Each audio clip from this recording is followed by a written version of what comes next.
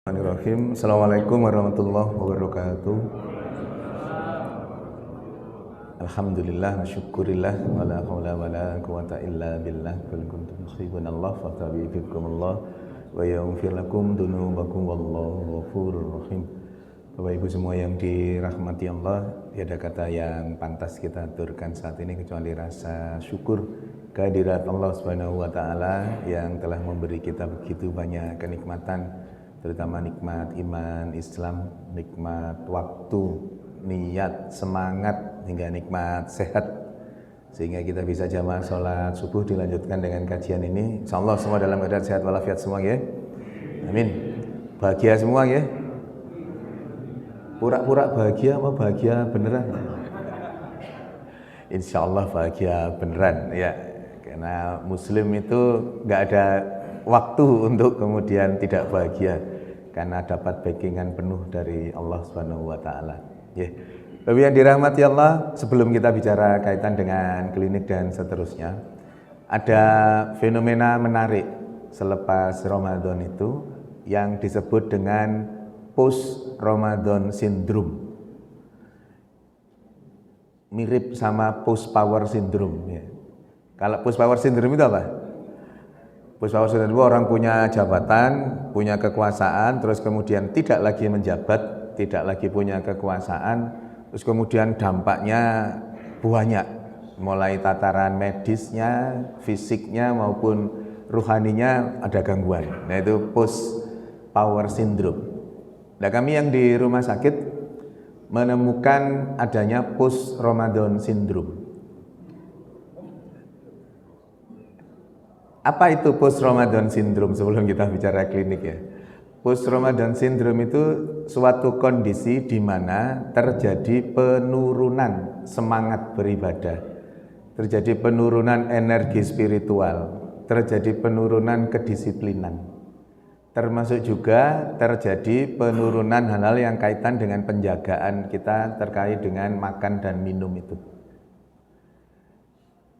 Kalau selama Ramadan kita qiyamul lail 11 rakaat, sekarang ada yang masih 11 rakaat terus tiap hari? Kolo-kolo pun kadang 2 rakaat saja ya. Ketika Ramadan kita tilawah sehari 1 juz, selepas Ramadan 1 ayat.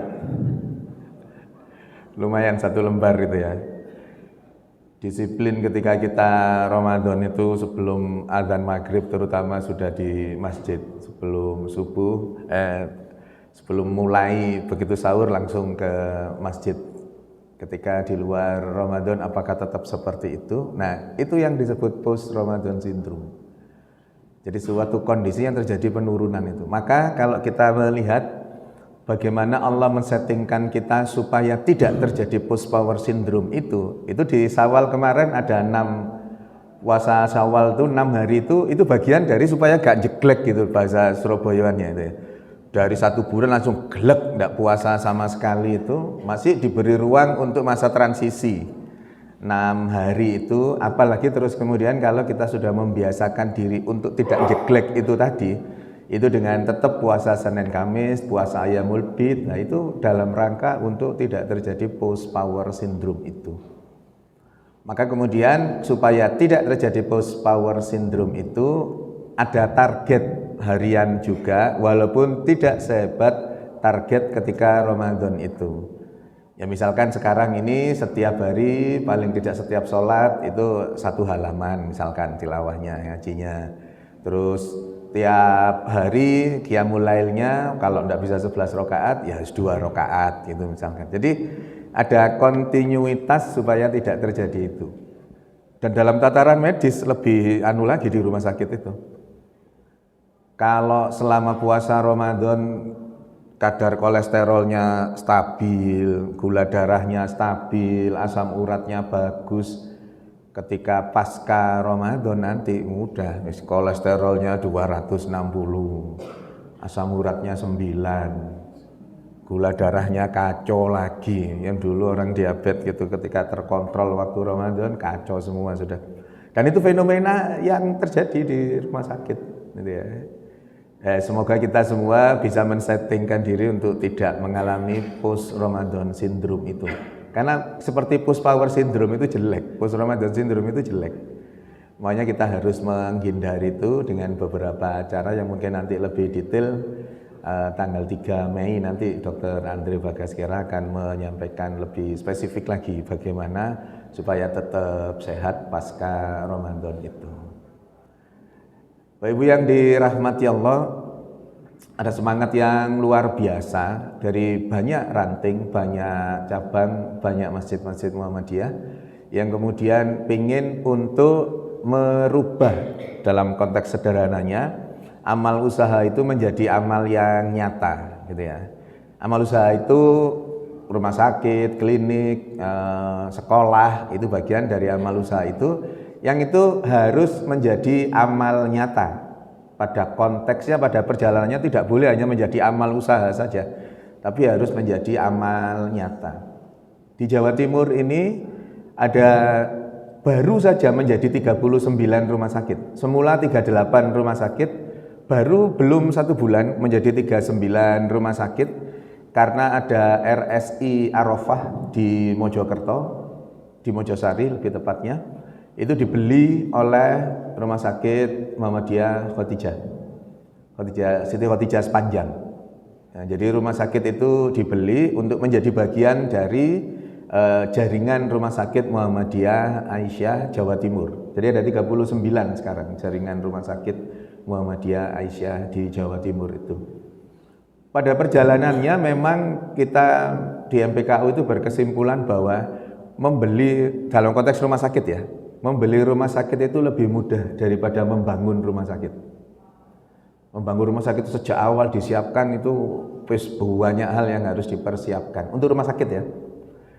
Dibandingkan terus kemudian membeli rumah sakit itu lebih mudah membeli rumah sakit. Siti Khotijah itu sudah menemukan jalan untuk membeli rumah sakit. Jadi sudah 3 rumah sakit yang dibeli. Jadi rumah sakit di Sidoarjo itu di mana dekatnya Wonoayu itu sudah dibeli. Terus kemudian Mujito Jombang dibeli, kemudian Arafah itu dibeli. Bagaimana dengan klinik di jaringan klinik Muhammadiyah saat ini sekitar 55 klinik yang ada di Jawa Timur. Alhamdulillah sudah sebagian besarnya, boleh dikatakan 100%-nya itu sudah terakreditasi kliniknya itu. Kenapa kok harus klinik dibandingkan dengan rumah sakit? Karena klinik itu berkumpulnya 3 keilmuan besar yang tanpa kita sadari. Ada 3 ilmu besar yang ngumpul di klinik itu. 1 ilmu kedokteran, kedua ilmu tentang sosiologi, yang ketiga ilmu tentang dakwah. Sesungguhnya lebih dekat di klinik daripada di rumah sakit untuk berdakwah tentang kesehatan itu. Kenapa? Karena ada jenjang.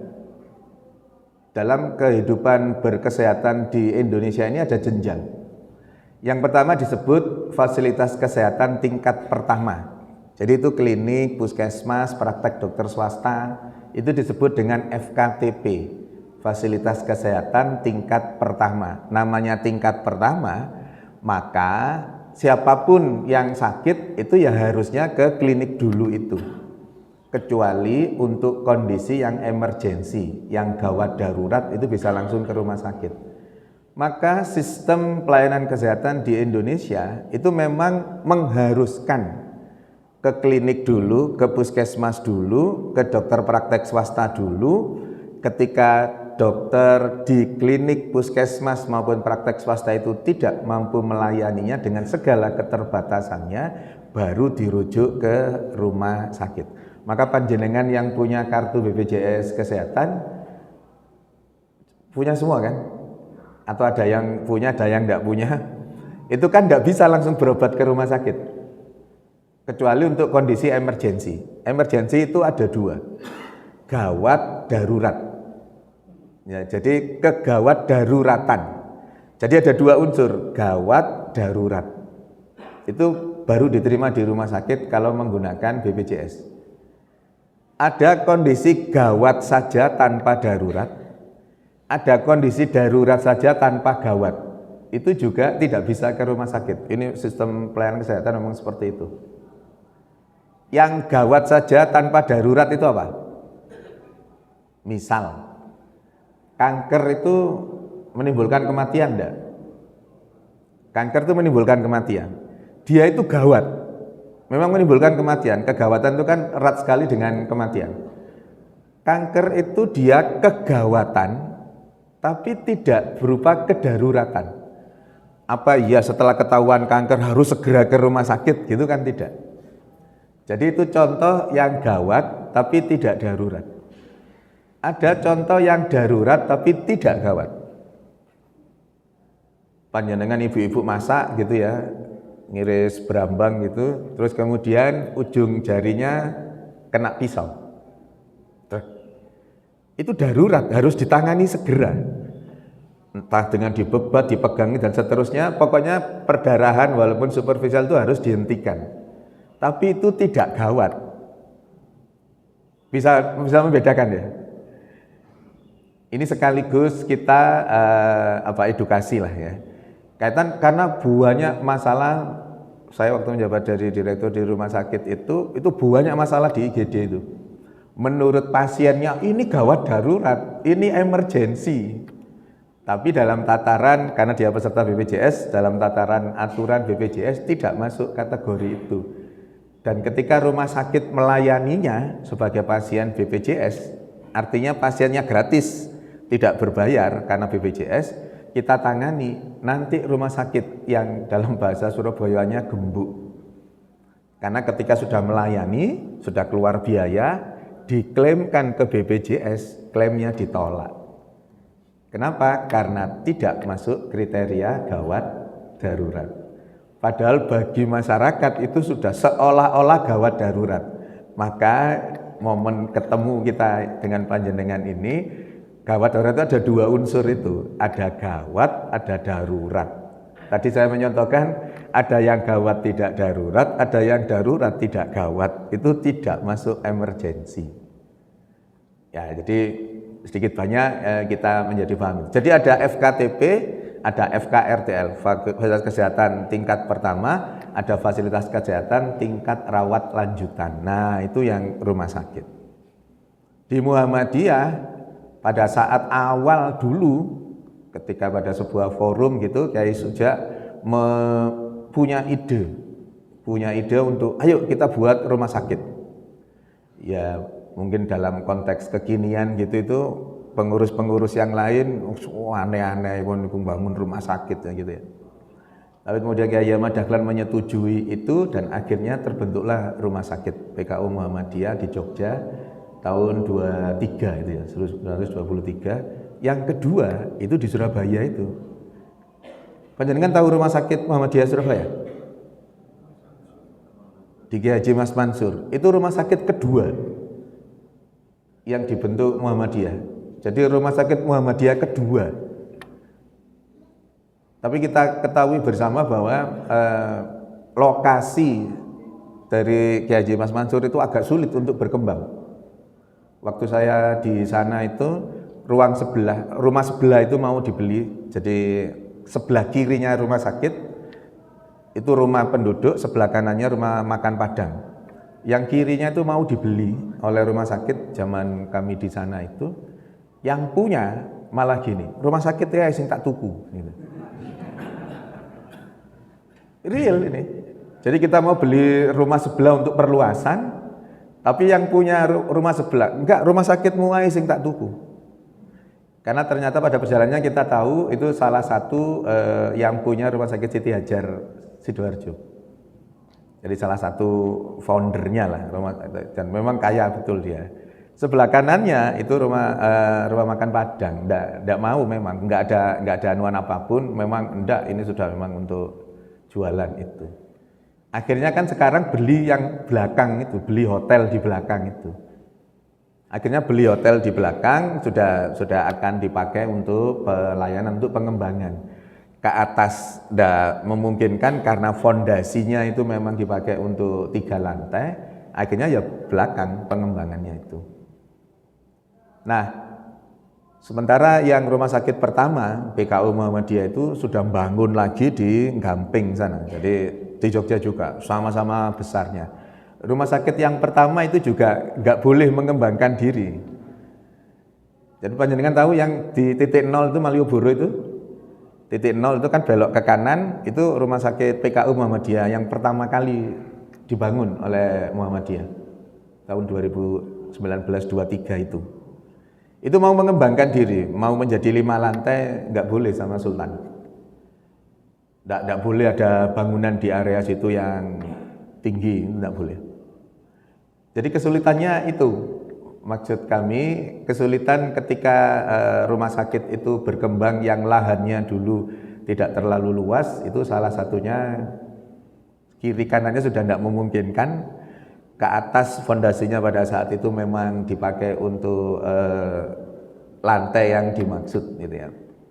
Bagaimana dengan klinik? Klinik itu punya potensi yang sangat besar untuk kemudian kita memberi pelayanan. Orang sakit itu nggak cuman sekedar diberitahu jaga kesehatan, nggak sekedar itu, dituturi mangkane nek. Karena saya ini kepala unit kedokteran Islam di FK Unmu Surabaya. Jadi yang membahas, meneliti tentang bagaimana Quran hadis dan kondisi fisik tubuh kita itu. Satu kesimpulannya bahwa semakin banyak orang itu melakukan kemaksiatan, semakin banyak dosanya, orang itu berpotensi sakitnya semakin tinggi. Jadi ada korelasinya itu ternyata. Orang itu semakin banyak dosanya, potensi sakitnya semakin tinggi juga. Dengan berbagai macam penjelasannya. Jadi kesimpulannya itu seperti itu. Pokoknya orang itu kalau semakin banyak dosanya, dia semakin berpotensi untuk berpenyakit. Korelasinya kaitannya dengan sel, dengan sistem genetik di dalam tubuh kita. Nah, maka orang sakit itu tidak hanya dituturi saja, tidak hanya diminta untuk banyak-banyak istighfar, enggak, tapi harus dilayani. Dilayaninya dalam bentuk apa? Dalam bentuk pelayanan kesehatan. Dalam konteks kekinian, dalam bentuk klinik itu.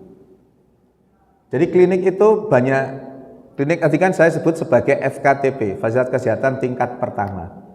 Klinik itu sesungguhnya perannya tidak konsentrasi di pengobatan. Tidak konsentrasi, bahasa kerennya itu kuratif. Jadi ada promotif, preventif, kuratif, rehabilitatif. Promotif itu promosi kesehatan untuk ada sosialisasi tentang apa campak, misalkan saat ini lagi banyak campak. Terus kemudian preventif, tindakan pencegahannya. Jadi puskesmas itu harus banyak promotif preventifnya, defogging dan seterusnya, itu bagian dari pencegahan. Pengobatannya itu kuratif. Pengobatan itu disebut kuratif. Itu ngobati sakitnya apa, terus sampai rehabilitatif. Pasca stroke itu bagaimana untuk bisa kembali normal seperti semula, dilakukan rehabilitasi, di polirehabilitasi itu. Ada macam-macam kegiatannya. Nah, FKTP itu klinik puskesmas itu lebih fokus ke promotif preventif, bukan kuratif. Dalam benak panjenengan, kalau puskesmas rame itu benar apa enggak? Ayo. Ada puskesmas rame, sini puskesmas terdekat mana? Puskesmas Kedurus, di pinggir jalan itu ya? Sehari gitu kira-kira berapa pasiennya? Jadi dengan pagi lihat situ kan mesti numpuk ruame ya? Dalam tataran pelayanan kesehatan itu salah. Salah. Karena harusnya puskesmas itu bergerak di promotif preventif. Jadi dia harus banyak kegiatan yang mencegah, harus banyak promosi kesehatan, RT RW dikumpulkan, satu kelurahan itu satu RW dikumpulkan, dia sosialisasi tentang pencegahan penyakit apa, nah gitu. Artinya kalau banyak pasiennya di puskesmas itu kan fungsinya menyembuhkan kan, fungsinya kuratif. Berarti promotif preventifnya gagal. Itu puskesmas harusnya sepi. Mereka yang datang ke puskesmas dilayani, oh ini enggak mampu puskesmas, baru dirujuk. Harusnya seperti itu. Tapi itu tadi, masyarakat kan memang Tipikalnya orang Indonesia itu kan gitu. Wong aku gratis kok, lapo wae budal aja sudah berangkat gitu ya untuk dapat obat. Makanya kita kalau menyelenggarakan pengobatan massal, pengobatan gratis dijamin pasti banyak pasiennya. Karena siapapun yang agak ndak enak badan dikit loh, nanti kan dapat obat lumayan buat persediaan nanti kalau ada apa-apa gitu ya. Yang lebih kena sasaran, yang lebih pas itu kena sasaran dan tidak salah, itu adalah khitanan massal. Khitanan massal itu tidak akan salah, sudah. Pasti anak yang membutuhkan itu. Dan ternyata di sisi lain khitanan massal itu barangkali tidak terlalu banyak dipikirkan ya. Khitanan massal itu membekas kepada anak-anak itu. Sampai keluar ucapan, kami di Fatimah itu tiap November mesti khitanan massal. Milad Muhammadiyah, kebetulan gabung dengan miladnya rumah sakit yang selisihnya beda hari saja, 18 sama 23 November, itu kita mesti khitanan massal 100 orang tiap tahun. Sampai keluar ucapan dari mereka itu, ini yang menarik, keluar ucapan dari mereka, aku disunat Muhammadiyah. Itu kan nanti selama terus dia akan mengenang itu, aku disunat Muhammadiyah. Nanti kemudian aktif di masjidnya, waktu ikut remas, ikut dan seterusnya, nanti akan aktif di Muhammadiyah. Itu barangkali yang tidak terlalu dipikirkan ya. Kalau pengobatan massal selesai. Tapi kalau khitanan massal tidak. Itu jadi amal jariah. Dalam konteks apa? Dalam konteks fungsi sebagai laki-laki. Jadi nanti kalau dia punya anak, punya keturunan, loh itu jasanya Muhammadiyah, nyunat itu. Berarti sukses, fungsinya bagus. Gitu ya. Jadi salah satu dakwahnya Muhammadiyah itu melalui itu. Dan klinik ini adalah bagian dari dakwah yang luar biasa itu. Bapak dirahmati Allah, panjenengan atau siapapun ya, ketika memberitahu tentang sesuatu ketika orang itu dalam keadaan sehat dibandingkan dengan diberitahunya pada saat sakit, itu berbeda. Di forum seperti ini misalkan ngomong, Bapak-bapak jangan merokok ya, rokok itu ada 4.000 racun di dalam rokoknya itu, maka itu nanti akan menyebabkan gangguan di paru-paru, di ginjal, di jantung, bahkan sampai ke otak gitu ya. Ketika kondisi gini ini kan, apalagi orangnya perokok memang ya, dengarkan ini itu kan masuk telinga kanan, keluar telinga kanan. Kalau masuk kanan, keluar kiri masih lumayan lewat otak gitu ya. Ini enggak, mendal langsung, enggak lewat otak belas. Tapi ketika kemudian dia dirawat, sakit gitu ya, batuk-batuk enggak sembuh-sembuh, sambil dilayani, sambil berdakwah. Makanya itu tadi, klinik itu ada 3 ilmu di sana. Ilmu kedokteran, ilmu sosiologi, ilmu tentang bagaimana kita mendakwahkan sesuatu. Ketika sakit, batuk, sesek, datang ke klinik, diberitahu. Ini salah satu penyebabnya karena merokok. Maka kemudian bla bla bla bla bla, harapannya supaya berhenti merokok. Walaupun orang merokok itu alhamdulillah nih ya, jamaah di Masjid Gunung Sarinda nggak ada yang merokok, alhamdulillah. Ini ya. Ya paling nggak sekarang inilah, gitu. Yang dilihat kan ya sekarang ini, alhamdulillah nggak ada yang merokok gitu ya. Pengalaman kami, Bapak yang dirahmati Allah, dalam konteks orang merokok itu memang sulit untuk diberitahu. Bahkan ada obatnya rokok itu. Ada obat anti rokoknya itu ada, membuat mulutnya tidak enak untuk merokok. Tapi ketika kemudian dia merokok, loh kok gak enak? Bukan rokoknya yang dihentikan, obatnya yang dihentikan. Ada, dan keberhasilannya sangat kecil persentasenya. Bagi siapapun saja yang merokok ya, bagi siapapun saja yang masih merokok.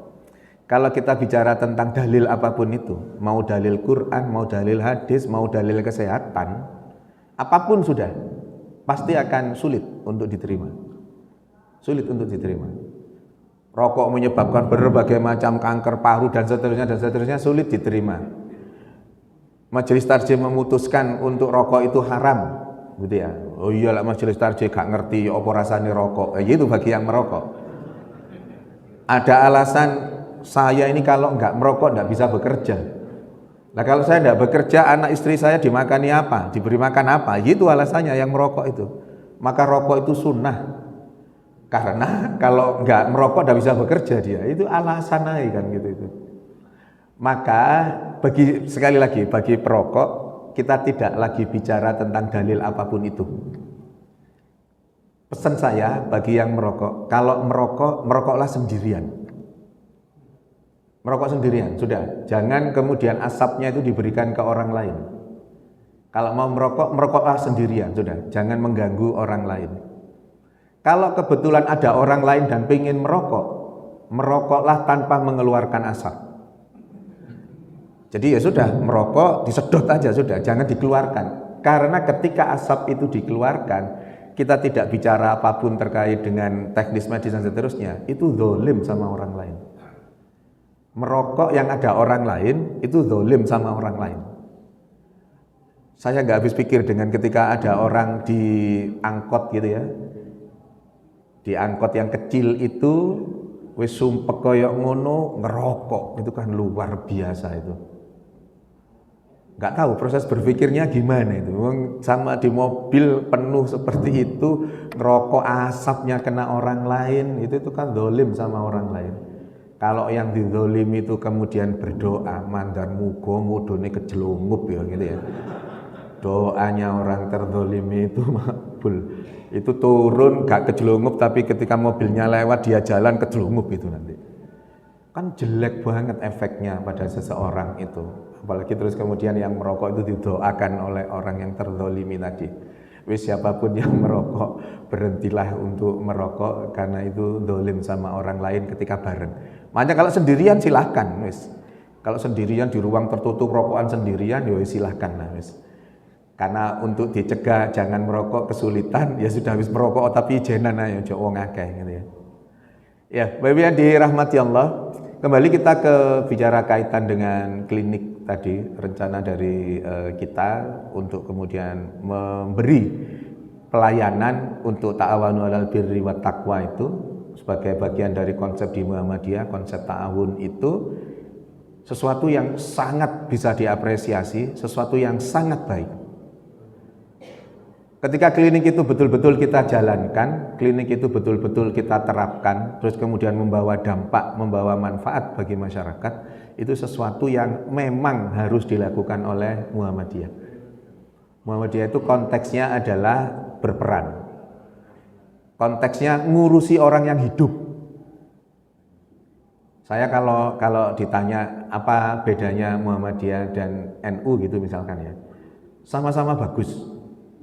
Yang Muhammadiyah ngurusi yang hidup, maka buat rumah sakit, buat sekolah, buat panti dan seterusnya, konsentrasi fokusnya ngurusi yang hidup. Sementara teman-teman NU itu konsentrasinya ngurusi yang mati. Jadi konsentrasinya fokus ke yang mati. Jadi ada tahlilan, istighosah, haul, nah gitu-gitu itu. Ya sudah, itu bagian dari bagaimana sama-sama berperan, nah, itu ya. Muhammadiyah berperan untuk ngurusi orang yang hidup, teman-teman NU berperan ngurusi yang mati-mati. Gak usah dipertentangkan. Maka kalau kemudian melihat berapa jumlah sekolah Muhammadiyah, berapa jumlah sekolah NU yang milik NU, pasti jauh.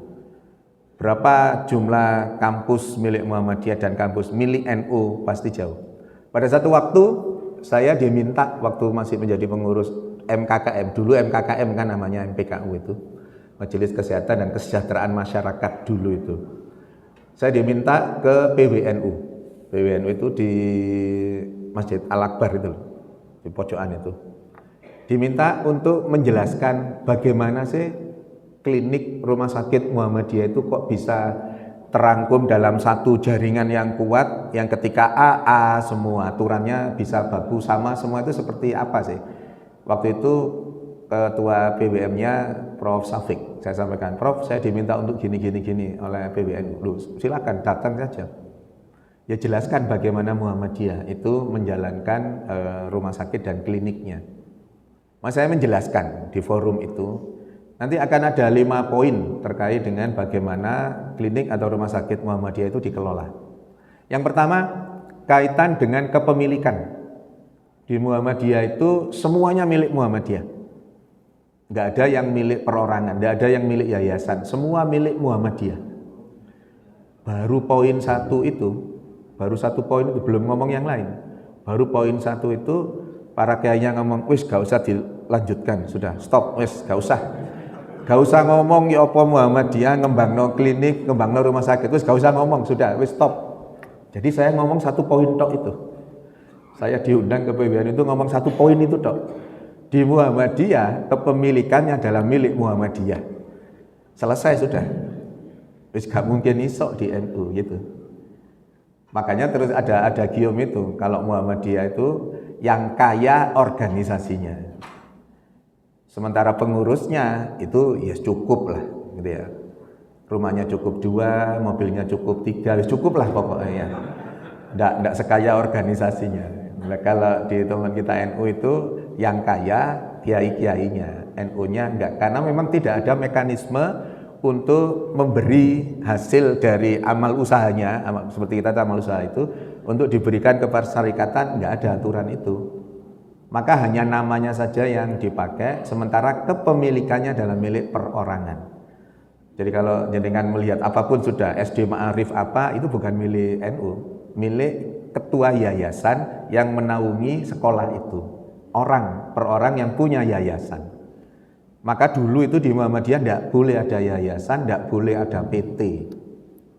Tapi dengan segala perkembangan zaman yang ada, Muhammadiyah akhirnya membentuk PT untuk holding. Siti Khadijah itu punya PT, makanya bisa beli rumah sakit itu untuk dalam satu kepengurusan holding rumah sakit Muhammadiyah itu, Siti Khadijah. Dulu tidak boleh membentuk PT itu di Muhammadiyah. Tapi sekarang dengan segala perkembangannya kan adaptasi, maka kemudian bisa berkembang itu. Nah, yang pengen kami sampaikan, Bapak Ibu yang dirahmati Allah, kaitan dengan klinik itu adalah, karena tadi klinik itu levelnya adalah fasilitas kesehatan tingkat pertama yang melayani masyarakat pertama kali, sentuhan pertamanya itu, dan kemudian baru dirujuk. Maka ada 2 pilihan yang nanti bisa kita diskusikan. Apakah klinik itu fungsinya yang mau kita munculkan? Artinya fungsi tadi itu, fungsi untuk melayani orang yang sakit, di situ ada ilmu kedokteran, ada sosiologi, ada dakwah, atau untuk menjadi bagian dari yang betul-betul klinik yang kemudian itu berperan seperti tadi itu, bisa merujuk dan seterusnya itu. Ketika target fungsinya yang kita utamakan, maka klinik itu ya tetap sebagai sebuah bangunan yang di situ ada dokter praktek pada kurun waktu tertentu. Ketika ada pasien sakit, berobat ke situ untuk kita bantu, dan kemudian dakwahnya berupa nanti klinik mengadakan sosialisasi apa, penyuluhan apa, dan seterusnya itu. Atau pilihan yang kedua, klinik itu menjadi bagian, bisa jadi bagian dari revenue centernya masjid. Jadi bisa menjadi bagian dari, tanda kutip ya, pendapatannya masjid. Ketika klinik itu dikelola untuk kemudian menjadi klinik yang representatif, klinik yang memenuhi syarat sebagai klinik yang memenuhi regulasi atau aturan-aturan dari Dinas Kesehatan yang merupakan bagian dari kepanjangan tangan Kementerian Kesehatan. Jadi ada syarat-syaratnya klinik itu. Nah, ketika klinik itu terpenuhi syarat-syaratnya tadi, maka klinik itu berfungsi tanda kutip sebagai puskesmas yang boleh menerima pasien BPJS, yang oleh BPJS nanti klinik itu akan diberi sejumlah nilai nominal tertentu sebagai penghasilan bulanannya. Contoh, klinik di Jember misalkan ya. Klinik di Jember itu jumlah tertanggung istilahnya. Kalau panjenengan punya kartu BPJS, di situ kan ada Vaskes 1 puskesmas mana, Vaskes 1 klinik mana atau dokter mana, ada gitu kan? Pernah lihat enggak kartu itu? Nah, Vaskes 1 itu di klinik Muhammadiyah Jember itu mengampu 7.000 orang. Jadi 7.000 orang itu yang tertulis Vaskes 1-nya klinik Muhammadiyah Jember. Karena 7.000 orang itu klinik tersebut dapat 7.000 kali 10.000 nilai yang ditentukan oleh BPJS untuk diberikan ke klinik itu selama 1 bulan itu dapat 70 juta.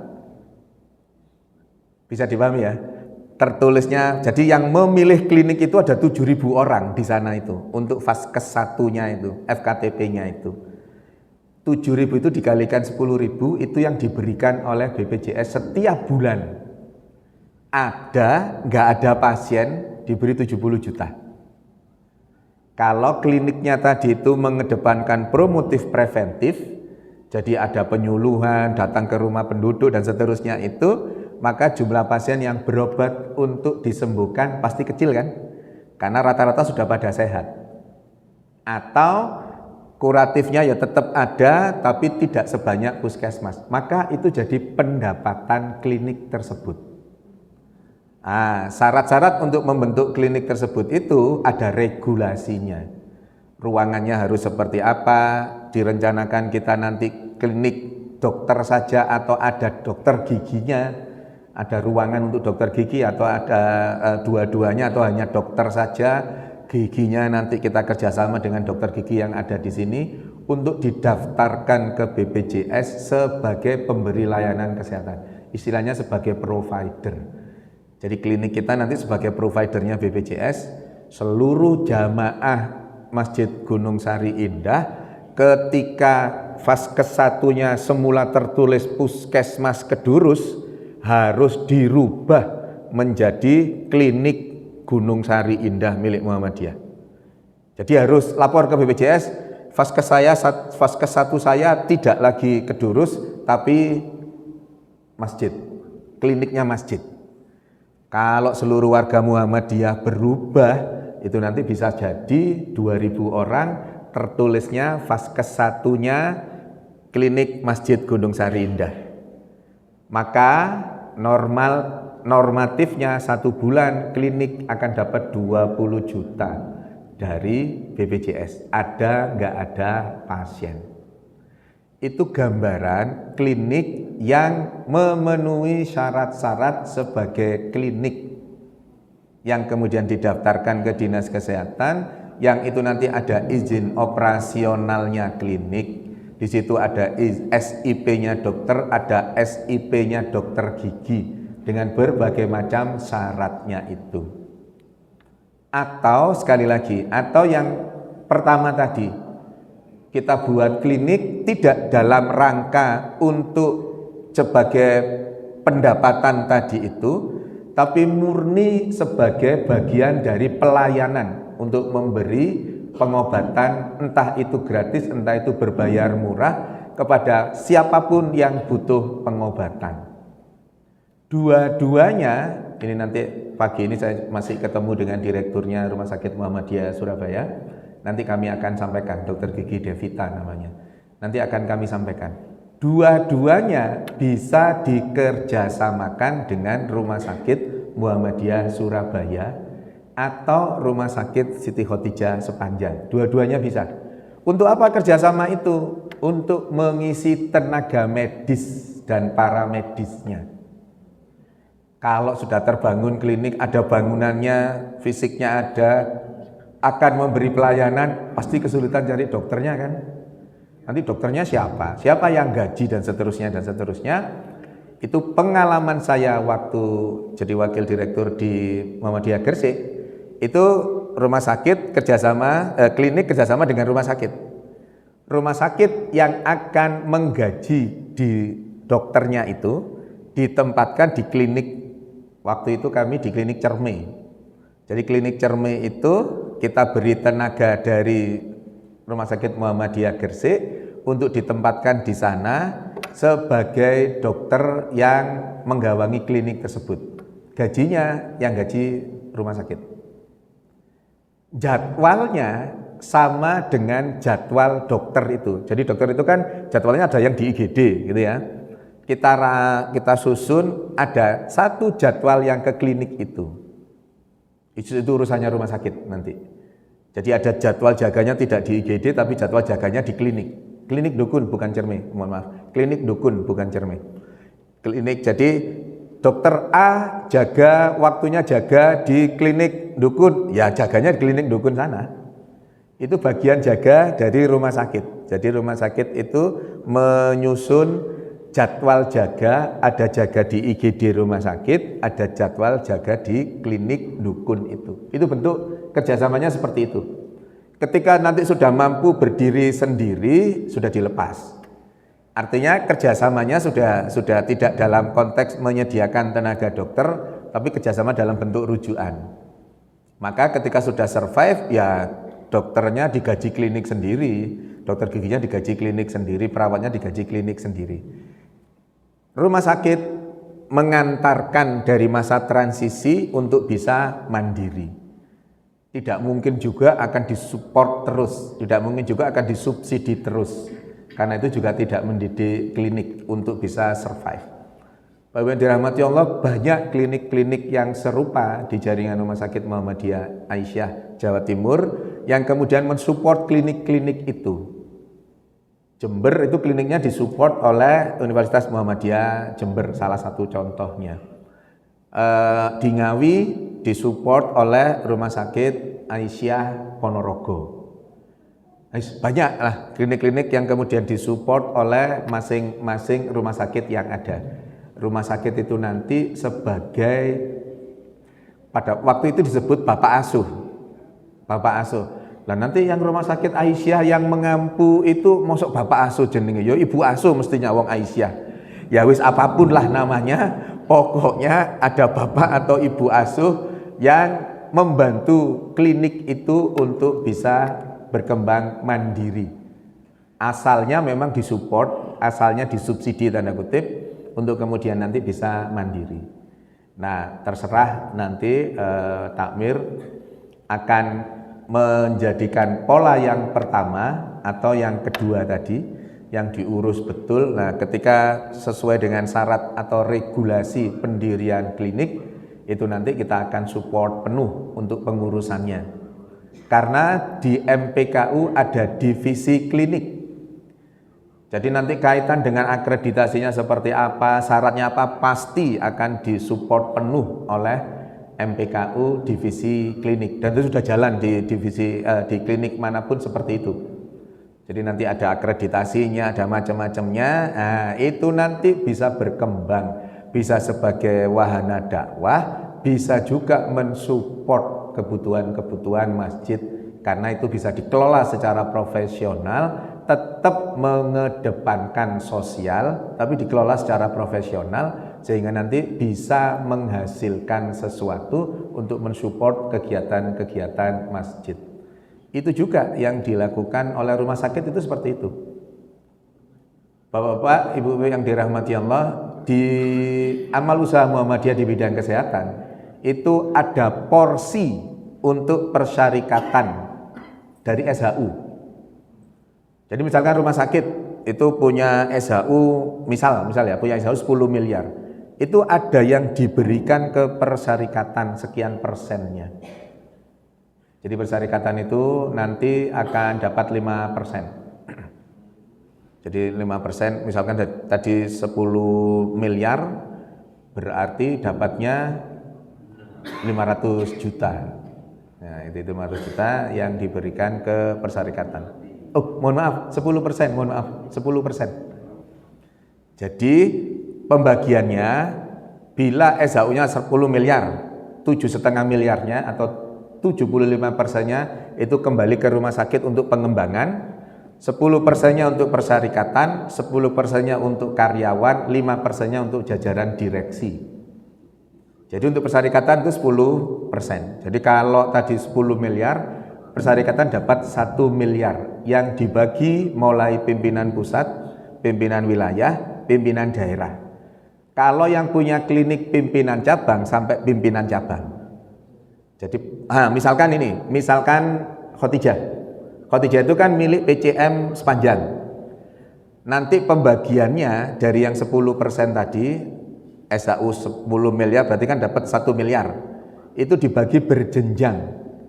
Untuk cabang dari yang 1 miliar tadi itu, untuk cabang 40%, untuk daerah 30%, untuk PWM 20%, untuk pusat 10%. Jadi 100% dari 1 miliar itu 40-nya cabang, 30-nya daerah, 20-nya wilayah, 10-nya pusat. Itu yang menyebabkan kenapa Muhammadiyah itu berkembang dengan pesat, karena ada support dukungan dana itu. Ketika pada saat dulu itu NPWP-nya 1. Mungkin panjenengan pernah ngalami NPWP itu 1. Jadi rumah sakit itu NPWP-nya milik Muhammadiyah, karena memang milik Muhammadiyah. Karena NPWP-nya sosial, maka dulu rumah sakit itu tidak kena pajak. Dulu tidak kena pajak. Sampai kemudian potensi Muhammadiyah dilirik oleh pemerintah, oleh Kemenq, maka Dirjen Pajak datang ke pimpinan pusat Muhammadiyah. Kepemilikan Muhammadiyah ini, begitulah Dirjen Pajak menyampaikannya. Terus Dirjen Pajak ngomong, loh, berarti Prof. Haidar Nasir ini kuaya banget sebagai ketua pimpinan pusat Muhammadiyah. Diberitahukan bahwa pimpinan pusat Muhammadiyah itu dan pimpinan wilayah, pokoknya pengurus Muhammadiyah itu tidak ada yang digaji. Bingung Dirjen Pajak. Loh, lah gimana kok bisa punya segitu padahal nggak digaji? Maka itu terus kemudian akhirnya muncul kesepakatan, ya sudah, Muhammadiyah harus punya NPWP sendiri, amal usahanya punya NPWP sendiri untuk kemudian terkena pajak. Pada saat kita membayar pajak, nomenklatur persyarikatan tidak ada. Bentuk usahanya apa? Bentuk usahanya kan yayasan. Maksudnya status kepemilikannya itu loh, yayasan, PT, CV, firma, persyarikatan nggak ada. Maka kemudian dimasukkanlah persyarikatan itu. Maka kita bayar pajak, ada rumahnya namanya persyarikatan, ada di beberapa daerah disebut eksplisit Muhammadiyah. Pajak untuk itu. Nah, jadi yang dirahmati Allah, dengan prosentase pembagian SHU seperti yang saya sampaikan itu tadi, maka dakwah Muhammadiyah itu bisa sehebat ini. Tidak pernah nodong ke pemerintah untuk minta bantuan, karena justru kita yang memberi pemerintah dalam hal kemarin ngutangi BPJS 1,4 triliun itu, ya memang itu adanya. Maka semangat dakwah melalui amal usaha Muhammadiyah di bidang kesehatan harus kita tangkap. Makanya ketika ada keinginan untuk membuat klinik itu, ayo wis kita support betul. Cuman nanti itu tadi di ketakmiran barangkali nanti dipikirkan mau pola yang pertama tadi atau pola yang kedua. MPKU PWM akan mensupport penuh, tentu nanti bekerjasama dengan MPKU PDM untuk mendukung ini. Hal yang paling mendasar yang bisa saya komunikasikan dalam hal ini adalah nanti dengan Direktur Rumah Sakit Muhammadiyah Surabaya. Nah, nanti kerjasamanya mau dalam bentuk apa, kami manut panjenengan untuk akan kita tindak lanjuti supaya dakwah Muhammadiyah melalui amal usaha kesehatan ini akan jalan. Itu langkah yang sangat bagus, ide yang brilian untuk kemudian kita memberi manfaat kepada masyarakat. Khairun nas anfa'uhum linnas. Baik-baik kita adalah yang bermanfaat buat kita ini. Maka pendirian klinik atau rencana pendirian klinik ini akan menjadi poin penting bagi kita untuk melebarkan sayap dakwah melalui amal usaha di bidang kesehatan. Ya, saya kira itu yang bisa saya sampaikan. Nanti lanjut dengan kita melihat ruangannya untuk kemudian nanti akan dibuat seperti apa. Ya, dengan segala hal yang kami ketahui nanti akan kita diskusikan. Ya, saya kira itu yang bisa saya sampaikan. Semoga ada manfaatnya, semoga semakin meningkatkan giroh kita untuk berdakwah melalui jalur apapun. Dengan rencana melalui jalur kesehatan ini akan kita support, sekali lagi akan kita support penuh. Semoga ada manfaatnya. Mohon maaf kalau ada sesuatu yang kurang berkenan. Dari saya cukupkan. Nasrun minallah wa fathun qarib wa basiril mu'minin. Assalamualaikum warahmatullahi wabarakatuh.